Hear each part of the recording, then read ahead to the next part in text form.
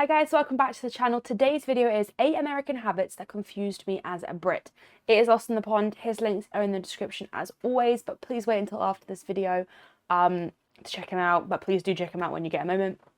If you haven't already, I'm sure pretty much everybody here has heard of Lost in the Pond before. We've recently got back into reacting to his videos. I don't know why, for some reason we just hadn't reacted to him in ages, but we are back reacting to him. We've missed him. We are ready to see what new videos he's got out. So make sure you guys like and subscribe, and let us know in the comments any other videos you want us to check out. My throat is still a bit I am feeling a lot better though now, so I am back. Yeah, so let's check it out. 8 American habits that confused me as a Brit. Let's go. Thanks. Just put it on my knee. Yeah. Hello, I'm Lawrence, and I'm on a quest to uncover all of the memos that Britain and America lost in the pond. And one of those memos pertains to habits, specifically American habits that confused me when I first moved to the United States. And I'm not talking about things like picking your nose, because I think we all do that. Most of you do that, I think, is what I've heard. I'm talking about habits that seem to be culturally ingrained in America and not so much in Britain. One such habit is that Americans tend to be more direct. And so in the interest of assimilation, I'm going to do likewise. If you are not yet subscribed to this channel, do that now. Yeah, and here.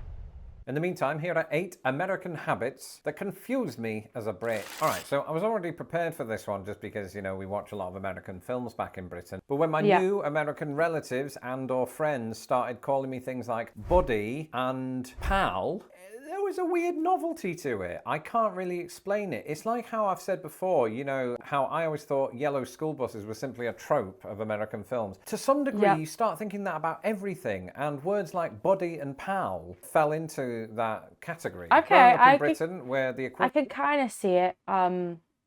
It is heard a lot in movies, but I think from like my point of view, movies just kind of made me believe it more. So I kind of assume that is how everyone talked. Equivalent word is mate. It took some getting used to, and I also noticed that just like with the word mate, both buddy and pal can be used in an affectionate way and a not so affectionate way. An example would be if an American hasn't seen you in a long time, they might say, "Hey buddy, what's up?" because, you know, they think I'm a dog. On the other hand, if you took their car seat, they'll look at you with that steely expression on their face and say, "I called shotgun, buddy." And, you know, this happens all the time. It could mean that I'm just an asshole.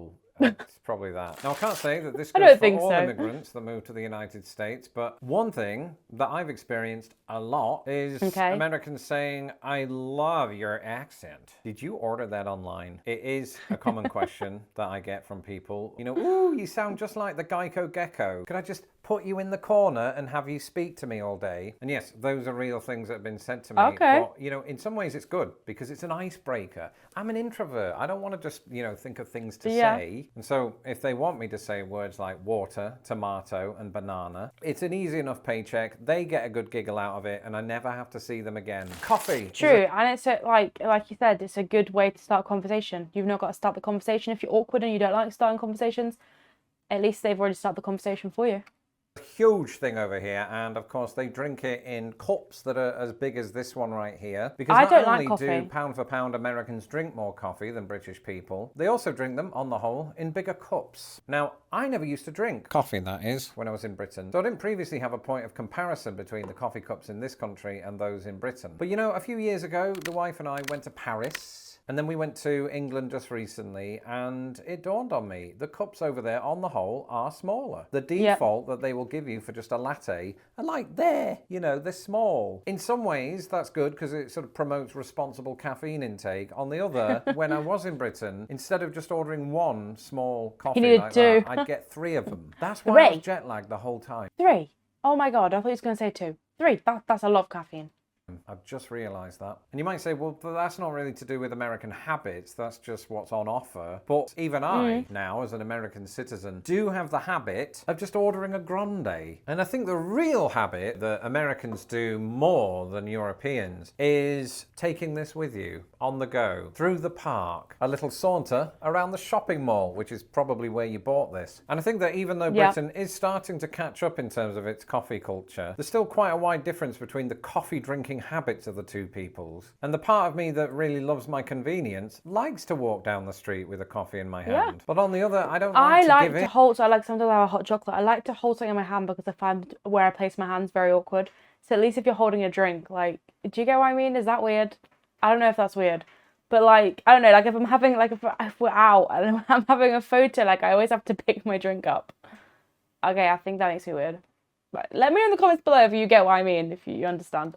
To this societal pressure of always needing to be busy and on the go. So I mostly just drink it in the bath. Americans have this big habit of using the word right in ways that other people don't. And I'm not just talking about politics, I'm talking about the way in which it's used in sentences. First of all, there is this thing Americans do when they want to show agreement with another person, where they say, I know, right? Or they might just abbreviate that question/sentence to just right. And it's sort of infectious. I have noticed that, it's the sort of thing that, you know, in my early days in the US, I found myself saying again and again and again, until I remember that I'm a bit of a contrarian, and since everybody else was doing it, I had to stop doing it. But there's another use of the word right that I think I've also been guilty of, where they'll use it almost like an interjection. So for example, my management team might say something like, Lawrence is the next big thing, right? He's smart, he's talented, he's the third sexiest man alive. And while statistically a third of that is true, the important part here is that my management team remembered to stick the word right in there so that you wouldn't stop listening. On the other hand, it's hours and not miles. That's right. In Britain, if we talk about the distance from point A to point B, we'll typically say it's a certain amount of miles, as opposed to kilometres. But this is not a conversation about imperial versus metric. This is merely me giving the British perspective so that I can contrast it with the fact that a lot of the time, Americans, when they tell me how long it takes to get from, say, Chicago to Indianapolis, it isn't a couple of 100 miles, it's 6 hours. That's because we often stop at the dog park. Maybe this is a result.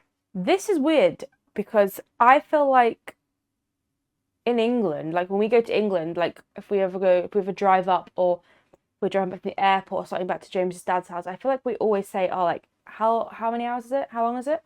I don't think anyone ever says, oh, it's a certain amount of miles away. That's odd. But obviously it must be more common, but we use hours. Like us and our family. The fact that Americans drive longer distances, and so they need to know that time, because sometimes you can drive so long in the US that you actually need to stop for the night and, you know, book a motel. Yeah. The time becomes more important, I suppose, to a potential commute. I still prefer to go by the bigger number, which is the distance, and therefore is more impressive to me, but to each his own. I didn't know whether to put this one in for a while, and then I thought about it and realized that there's actually many different facets to this particular entry, and that entry is this. Americans will use parking lots as death traps. Now, I have a caveat here. This is by no means all Americans. It's very specific ones. When I worked in the call center, I used to get a ride from someone who lived in the local area. And one day, it had been snowing really bad outside, and she decided, hey, British person with your naive ways, have you ever done a 360-degree skid in a car park? Although she wouldn't have said car park. And I thought she was joking. You know, it'd been a long day of people yelling at us, until she did it just there in the partially empty parking lot. And we span around. I thought I was about to die and or be deported, and she was laughing her head off. At first I thought this was an isolated incident, until some teenagers started drifting, as it's known, in the car park to my local school. You might say, oh Lawrence, great, you've cherry-picked a part of your memory bank to make it seem as if things like this happen all the time. They don't, but parking lots are a place in which I've seen differences in people's awareness of other cars. In Britain... I feel like there are definitely people in Britain that have done that in the Tesco's or Asda car parks. Like, I feel like I've seen things on Facebook.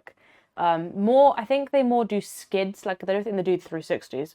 But I think they more, like, do the drive and then the turn kind of thing.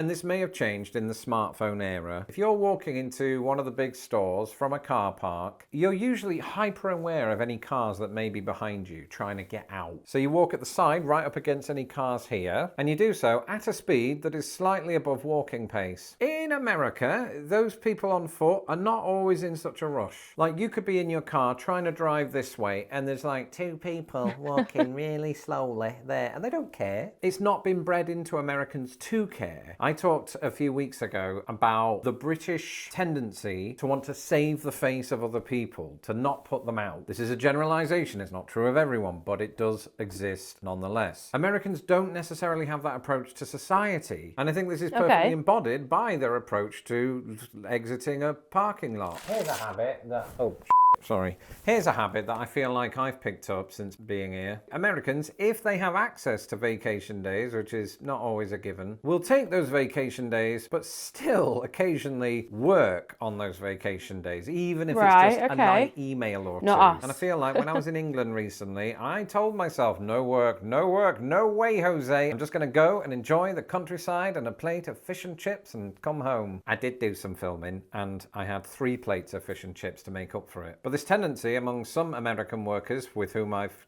worked was quite jarring. I think in Britain, where we are given, I think it's what, 28 days of paid leave a year, we value that time. I think we value our holidays. James gets we see 22, the importance of rejuvenation, and that importance isn't just toward your physical well-being, it also improves your job performance. And so this American habit of working beyond regular hours is one that's born out of a society where it's almost shameful not to work hard, to put in the hours, to go above and beyond just to get that promotion. I got burned out doing that at the call center, partly because I had to deal with people, but partly because I just didn't have a life. So when I took vacation time, I think that definitely impacts you when you're working, is because you know you're going to get a break at a certain time in the year, I suppose, and if you don't have May Day's holiday, then you know that a break's probably like far and few between. Like it's barely, it's like going to take a long time to come.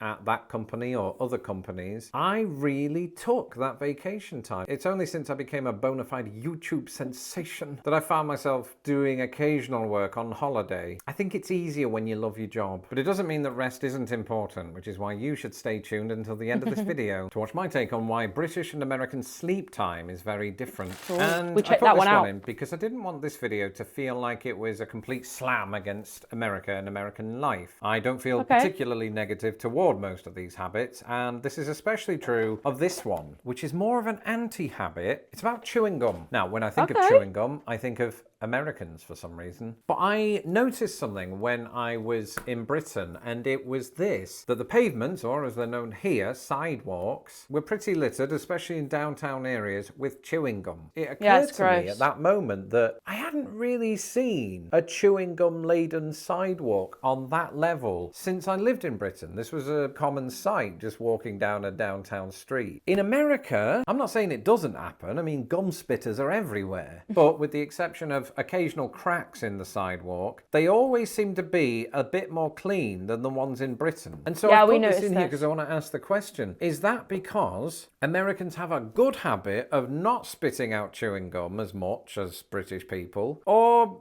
is it because they replaced the sidewalk every now and again? So those are just some of the habits that confused me when I first... Oh, that was good. Let me know in the comments below any other videos you want me to check out. Definitely some confusing habits on there. I think when it's just, well, I guess it just comes down to 2 countries doing 2 different things. Definitely noticed that your sidewalks were cleaner than ours. Not just chewing gum, but just in general, like no leaves, things like that. Everything generally seemed tidier and cleaner. So well done for that. Make sure you guys smash that like button, smash that subscribe button, and I will see you in the next one. Have a fantastic day.